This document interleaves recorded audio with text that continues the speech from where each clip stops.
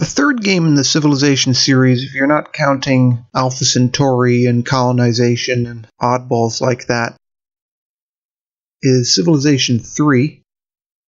It was designed by Jeff Briggs, who was the founder and former president of Firaxis Games, who took over the Civilization franchise from Microprose. And notice that he also worked at Microprose in the old days. And so he was friends with Sid Meier and Brian Reynolds. So it would make sense that he would end up in charge of Civilization 3. Actually, there's a bit more to his story. One of the most important things is that he developed Civilization 2, which I just did the epic playthrough of. Civilization 2 is right there. It says co-designed.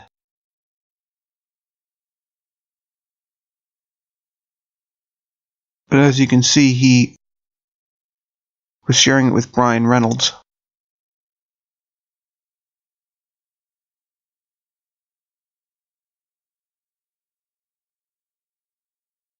And Douglas Kaufman also.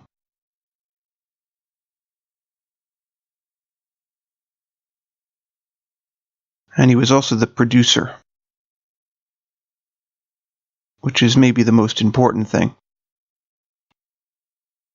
He also is a classical composer, so he's the composer of the music there for Civilization 2, which we didn't hear very much of, but notice he holds a doctorate in musical composition and theory from the University of Illinois.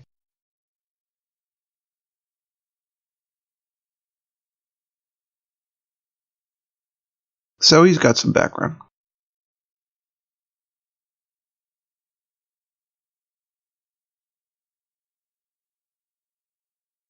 Also note that Brian Reynolds ended up at Firaxis Games with him.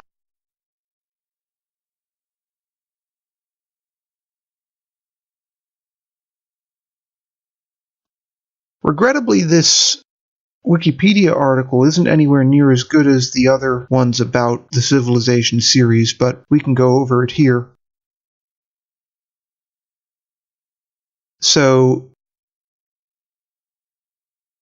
changes, well, it's possible to have different levels of happiness among your citizens: happy, content, unhappy, or resisting, as opposed to simply happy or resisting in previous versions of Civilization. You can also have a rite of passage treaty with another civilization to use their roads and have them use your roads. In Civilization 1 and 2, it was a little bit less clear who could use whose roads. You could generally use the roads of your rivals for caravans and things, but you ran the risk of war if you sent your soldiers on them.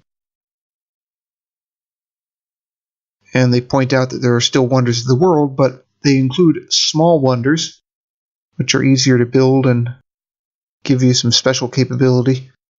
They say you need a sociological requirement to construct them, as well as a technological requirement. You can build Wall Street or the Forbidden City or Palace from ancient China or the Pentagon. And you have more technologies. And you have civilization-specific or nation-specific units like the British Man o' War, the Japanese Samurai, and so on. And a lot more units generally, I should add. And you also have more levels of unit, not just basic and veteran. You also have elite, for example, which is the highest rank that you can achieve with a unit. And you can reduce corruption with a police station, which is not possible in Civilization 2 when the police station was introduced.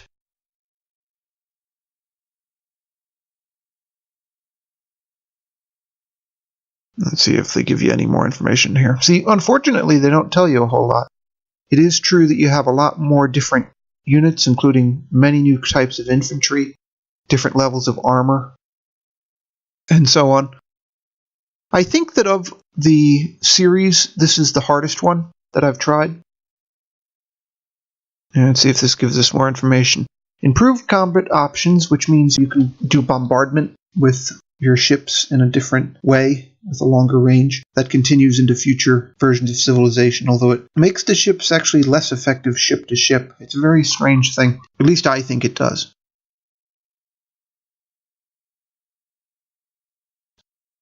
And they point out that the artificial intelligence is more advanced.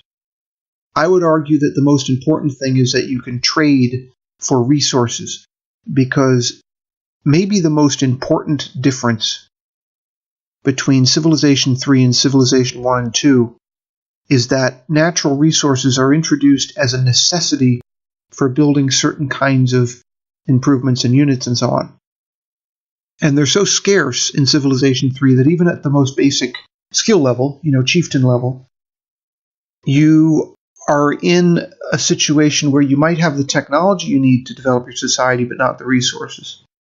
You can even have trouble building swordsmen if you don't have enough iron ore to build steel swords, basically. So it's a very difficult situation, and the only real solution that I see is to seize as much territory as possible, which is my strategy in playing the Civilization series anyway.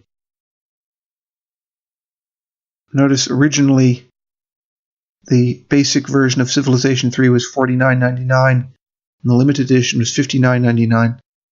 It's now less than $10 in some markets on Steam. And the version that I got was on Steam, even though I played this when it was new on one of my family members' computers. I never actually got the game when it was new back in 2001.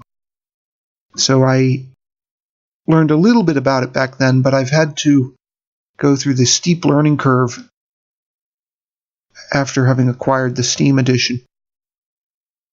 It's a very interesting game, nevertheless, even though it's very difficult. I will now run quickly through the Civilopedia to illustrate the other changes, which should be actually better than these articles. Okay, so the Civilopedia. This actually is a very handy thing to show the changes. So the tribes, there are a lot more. In the original Civilization, there were 14, so you could do 2 choices among 7. Here we have 1, 2, 3, 4, 5, 6, 7, 8, 9, 10, 11, 12, 13, 14,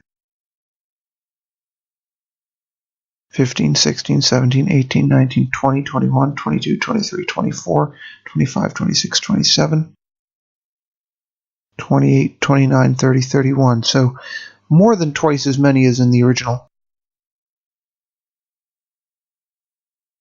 I've chosen to be the Romans again just for this demonstration.